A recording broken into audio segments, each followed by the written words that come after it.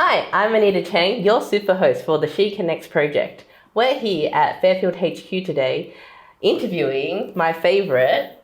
Hi everyone, my name is Selva Daniel from Selva Daniel Lawyers. Thanks for coming on the show. We want to explore a couple of questions just to get to know you a little bit better. See, I have a lot of clients myself and we're scared of getting into property. And I don't know why, but like every time we talk about it with our parents or talk about it with our friends, it's either they're on the bandwagon or they're off. But there's some certain questions that I would like to know as a Gen Z and a millennial and a young female from you today that may encourage us or empower us to buy property sooner. What is your background? I'm an Assyrian background. Oh, you're a Syrian. And has many of your clients gone through buying their first property? Yes, they have, and it's on a daily basis. On a daily basis. That's crazy because Fairfield, what's the Fairfield population like? There's too many to say. So we're like the whole Fairfield City Council, we're everywhere pretty much, and the property market just keeps on growing and growing. It keeps growing and growing. I guess, do you find it quite scary for females to approach you when we talk about property? Most of the time, because usually it's the men that approach and speak about the property because they're the men of the house. Wow. But it just depends. It just depends. I find like finding, I guess, a right professional to connect with is very important to me when I'm buying or when I'm even asking for advice, right? And I feel like there's a little gap in the market where some independent females would like to do a bit more research, get a bit more educated, and make a vital decision for themselves in terms of investing. What other services can, let's say, a female in the local Fairfield area approach you with? Well, depending whether they need me for a good cause or a bad cause, like it just depends what situation they are in life. See, I do a lot of court work, so any court work. We use a lot of barristers in different fields. Then we have immigration matters where people want to find a partner here, they live here, but their partner's overseas, so we help them come here. And the thing is, so there's like conveyancing, commercial law, there's criminal law, and also, different little types. It's just depending. I love to help people, and if I can't help people, I'll refer them to the right lawyer. That is such a beautiful thing. I remember when getting to know you, you said there's a happy law side and a not so happy law side. What is the happy law side, and can you tell us a bit more about it? The happy law side, I would say, when you have satisfied clients, not every matter you have to win it, but you have to see what the client wants and what is their satisfaction point. So sometimes you can go to court, you might not win the matter as such, but the client was happy to get $20,000 to pay for that kind of matter when they were originally meant to pay $80,000. So to me, that's the satisfaction that the client wanted. Or for example, an immigration matter. To me, that's the happiest kind of matters that I've ever done, because you see the love story and you see how they finally connect, and they'll come to you very depressed saying, oh, I really want to see my husband and I can't, and it's so hard. And the minute you call them and you say, look, it's been approved, they can come here, I think that's, for me, a very successful kind of matter. That is such a happy law. That is happy law for me. Yeah, like just getting that approval, even if it's not in law, but in my field, in finance, getting that approval going, yes, you're going to move to the next step in life, or you're able to, fulfill your dream. That is crazy. That's absolutely crazy. Such beautiful. So I guess my next question would be, what is the moment of inspiration? Like, can you take us back to a spark moment that you may have had? Yes, I think working, it depends where you work. And my working life history has always been like in the city, and seeing like different companies and introducing to different kind of fields, if that makes sense. So basically I worked a lot in corporate, and they're like, big law firms. So it was all about the harbour view. And the spark for me was seeing clients come to you not because of where you work. It's about you're like that light at the end of the tunnel, and that's how they see you. So I think that was the spark for me, because my solicitor was the only person that was allowed to talk to that client that was in jail, whereas no one else, not even his family members, were allowed to talk to the client. So for me, it's like we are the light in people's darkness. That is crazy. Yeah. Like their families couldn't even talk to. They're not allowed to. Oh wow. You need to be a lawyer with a law degree. Wow, burn.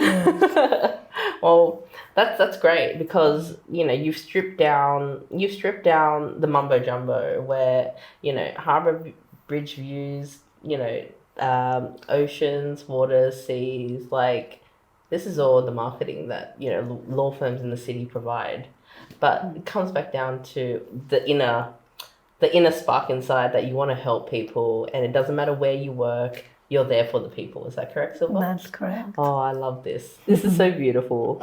Like, and I guess that comes back to my story as well, where, I was in Barangaroo for the last 7 years of my life. And, at the end of the day, was that really me? I don't know. It was part of me, but it was part of my journey, but I don't think it was my inner spark, like you said. It's helping the people, making sure the right people that you attract is aligned to what they want, and being able to be part of their journey. Yes, that's true. Yeah. Oh, we're quite alike. That's very cute. But I guess, is this what you've always wanted to do, law? I did study a bit of psychology Ooh. in the first year of law. It just wasn't me when I worked, like I did some work experience. So it wasn't really me. But the thing is, I did property for like 5-6 years, because every law firm, property is like the main, everyday sort of thing. So I don't know, like before law, I always wanted to be law since I was in year 8. Like I did, I really looked up, barristers and people that were successful. To me, that was like a dream, and I thought I could never get to. So I guess it has always been my dream. But my inner self, I always wanted to be a swimmer. Oh. Yes. Wow. So it was something that I always wanted to go to the Olympics. Every year I would go in competitions at school, and I was always come third. And then I'm like, one day I'll come first. And I never got to first. So I think that swimming career went down the drain.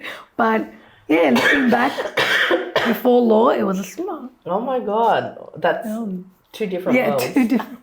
That is crazy. Wow. So maybe one day when I go to the local swimming hub, I might see you there. You never know. Oh my God. Wow. That is absolutely crazy. Yeah. So your inner voice told you that, law was the right thing for you. Yes. That is awesome. Yes. And it's definitely not for the money, because it's like the inner self that tells you, do you really want to, do you really care about these people that you're helping? And I think that's what it comes down to. It's like every other job. Like at the end of the day, the money worth is not actually the time spent. If you don't have the passion for it, I don't think you can wake up and go to work for it. So that makes perfect sense. You're here earlier than me at the office, and you're always the last one to go. That's true. I see the passion now, and you do want to wake up to go to your job. Yes, I do. What's it like working for yourself rather than, being employed by someone? The best part is you can take holidays whenever you want. So last year I went 4 times overseas. But it does get hard. Yeah. Because look, when you're working for someone, you don't have to think about bringing in the marketing. You don't have to think about doing the reception work. You don't have to, you're literally given a role and you do that role and only but that role. But when you're on your own, as you can imagine, you're basically everyone. You're multitasking, you're thinking ahead. Like I would even take work home because I was like thinking about it. Even if I don't touch it, you still think about it. So it's I think you have more responsibilities. But the best part is you work less hours if you're working for someone. And it's very hard to, like in your first year, it might be hard, but then your second year, the way I see it is because you earn, say one client Yeah. helps you to like, you know, to cover a month work of another firm that you're working at. That is true. So this is the way I look at it, but it Yeah. just depends on the client and how big the matter is. Right. So I guess there's a saying that, you know, we often hear, it's the quality of work rather than the quantity of work. That is true. Is that what we're going at? Yes, that is true. Because Yeah. look, every day there's some matters that it's not difficult, but there's other lawyers that would love to do them. Yeah. And, you know, these days you can just refer them to a better lawyer that is able to do it and has the time to do it. Whereas when you become in your second or third year of working, you select your matters and you're like, you know what, I want to just do that. Not because of the money lost or the money gain, but it's basically where you want to focus and where you want your actual care to be. Because I don't want to have, like, say for example, 100 clients and then but my focus will only be on that 50. Whereas imagine getting 50 clients and you're focused on that 50 clients, and then you look at, is it worth doing the 50 clients? So it just depends what law you like, because not every law is It's the same. interesting. That's correct. Oh my God, Yeah. that brings me back to just thinking about my first year. My first year was, you know, any client that came my way. But now I'm really niching down on focusing on embracing the younger millennials and Gen Zs coming through, and even young ladies that want to jump into property. That's absolutely right, because my first year was anything under the sun that will start business. And then my second year was really focusing on the selected few. Of course. Like who really needs the help, what can get her across the line, which banks to go to, X, Y, and Z, right? So there's a lot of self and inner discovery when you're on this entrepreneur path. Yeah. And the other reason why I do it is Yeah. because I want to be like a specialist known for, like, for example, if you see a lawyer that does everything, you wouldn't know what to go. Whereas if you see a lawyer that's done like 50 matters of, you know, property settlement, you'd be like, oh yeah, she's it, because she's done so many and she actually focuses in that area, you know? So it does help to, you know, to get clients, to make sure and let the client know that they can be trusted and you're at the right place. Right. So, given your experience, right, what has a case been so challenging to you that, you know, it just lies within here? Oh, your clients are your worst enemies, I think. Whoa, what? Say that again? Off the record, guys. But you know what it is? It's the ones that you tell them the advice and they don't listen to you. Like, I can give you an example. But why? Because they're always smarter than the lawyer. Like, I had a client. Clients are always right in my world. But anyways, continue. Because look, a client came up to me and then he bought a property that was so old. And then he's like, oh, it's already old. I don't need a pest and building report. And I'm like, wait, what do you mean? What? You need a pest and building report. Yeah. And he's like, oh no, don't worry, Selva. I already know the house is like very old and I don't need it. I'm like, but that doesn't make a difference. It's like you need one just to assure that I know that I'm doing my job properly. But if you don't need one, obviously they have to sign my disclaimer and everything. And then it took me maybe, oh my God, and like our cooling off period was about to end. I'm like, you really need one. And then he finally goes, okay, so I agree with you, you know, like I'll take one. Wow. And Wait. Let me recap this. A client bought an old property knowing that it's old and needs renovations. However, was reluctant to get a pest and building report. Correct. But given your expertise, you need to tell the client that this must be done so you yourself can sleep at night better. Of course, because I know without a pest and building report, they're going to regret it after exchange. And once you exchange, that's it. Oh. And guess what's going to happen? They're going to come back and blame the lawyer later on. So we did the pest and building report. Yeah. And he was like shocked. And there was so many things that he also got like a discount on the house because of how many things the pest and building report showed. Right. So I think that's like challenging for me when clients do not listen in the first place and just waste time. Yep. But other challenging matters, it just depends on the matter itself. Most of them, it's basically the client, you will tell him in the first instant, look, this matter has no prospect. You have to plead guilty because what you're telling me, you are guilty.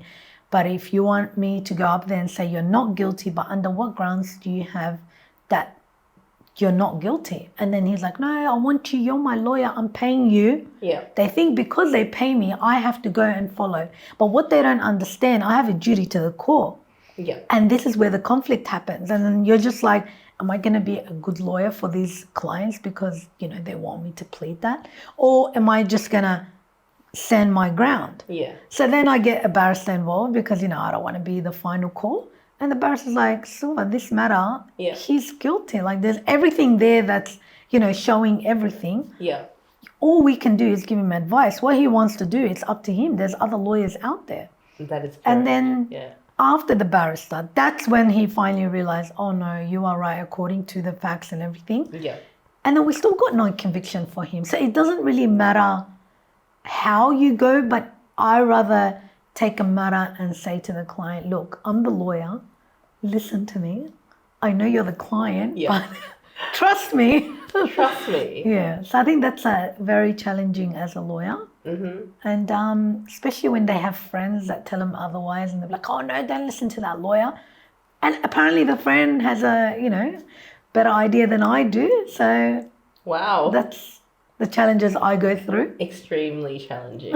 Yeah. It's just like how how I talk about property and, what's right for you. It may not be the right thing for you, but only you can comprehend what's right for you at the right time. Yeah. Yeah, that makes perfect sense. So, Selva, I have another question for you. Since you told me that you love traveling, where is the best place to go to relax? Wow, you're asking me out of all people. Well, out of all the countries I've been, I'll definitely choose Greece in Europe. Greece? Yes, that's like my ultimate favorite country. Yep. And is it the food? Everything. Is it the people? The food, the culture, culture. Everything about it, the views. I feel home when I'm there. Ooh, is your background?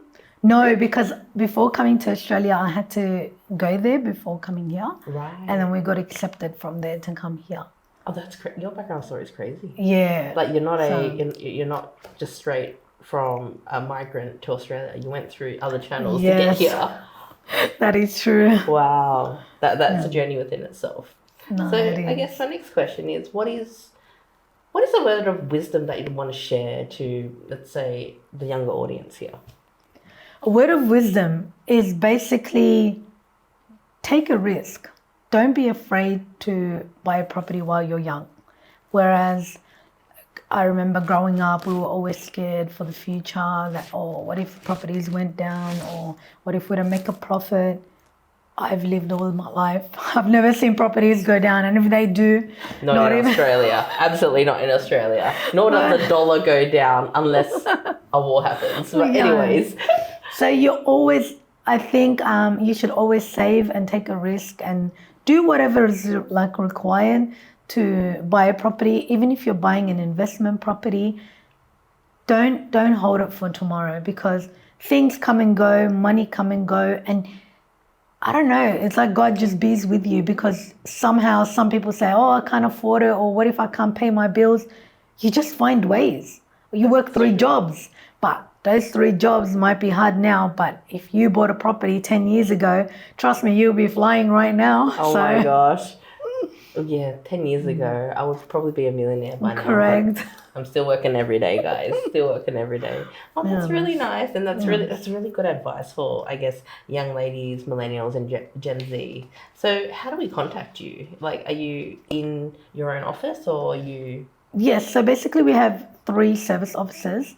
So you can come to my Fairfield office, Parramatta, or City. So just depending where the client is, we help you there. Oh, that's awesome. Yes. Well, thank you for coming on the podcast, the live podcast. I know you're also co-hosting with me live workshops at Fairfield HQ coming up. And Yes, I I am. think the ladies or millennials that come and sign up with us will have a blast. Yes, I will, definitely. Especially having you on board. Trust me, you will. Well, I'm very excited. You'll be sharing a lot of tips, is that correct? Yes, that's correct. Yeah, and I'd love a bit more guidance on what your business can do for you and the people around you. Of course. Yeah. Okay. Well, thank you Thank for you. coming on board. Thank you so We much. enjoyed your time. Thank you so much. Thanks. See Take you care. soon. Bye.